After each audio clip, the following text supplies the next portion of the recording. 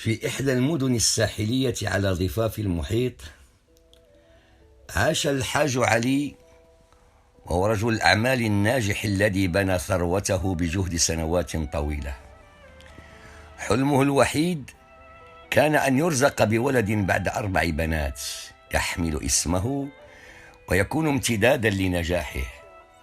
وبعد صبر طويل أنعم الله عليه بابنه حسن، الذي اعتبره الأمل والسند له ولمستقبل العائلة.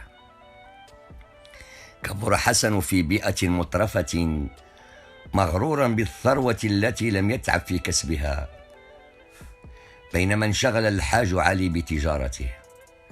دخل في صفقة ضخمة انتهت بخسارة كارثية أفقدته معظم أمواله.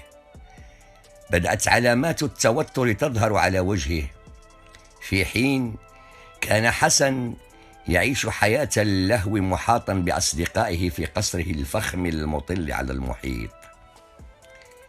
ذات مساء اجتمع الأب والابن في غرفة معتمة، حيث كانت الأضواء خافتة والجو مشحونا بالتوتر. يا بني، أحتاج مساعدتك. خسرت الكثير وأحتاج إلى بيع إحدى الفيلات. قالها الحاج علي بصوت مكسور. نظر حسن إلى والده بغرور وبابتسامة باردة ترتسم على وجهه. كل شيء ملكي الآن يا والدي. إذا كنت بحاجة إلى مال ابحث عن طريقة أخرى، رد بتعجرف. كلماته نزلت كالصاعقة على قلب الحاج علي، الذي لم يتوقع هذا الوجه القاسي من ابنه. بعد تلك المواجهة تدهورت الأمور.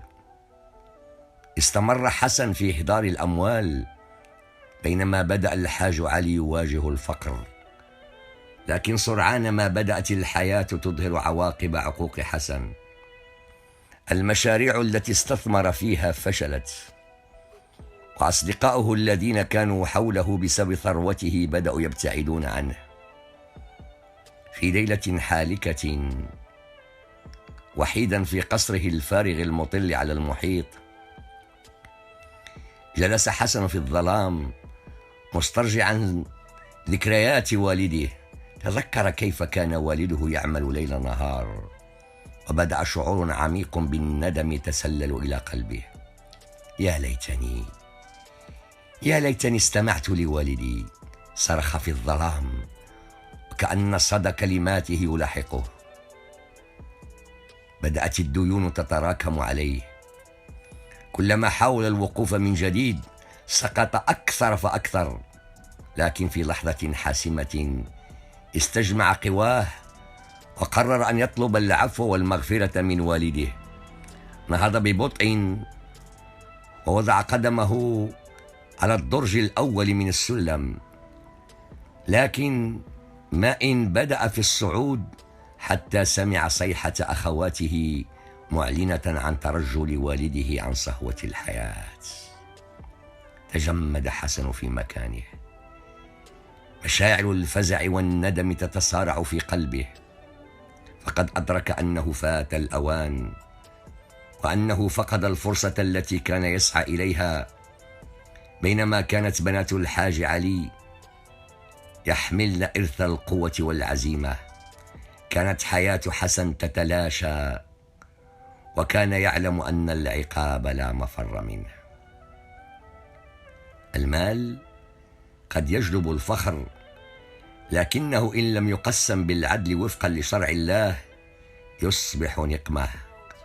الفقر الذي حل بحسن كان نتيجة عقوقه وتجاوزه لحقوق أخواته. لا ينجو إلا من يتبع العدل، ولا يزدهر إلا من يحفظ حقوق الآخرين.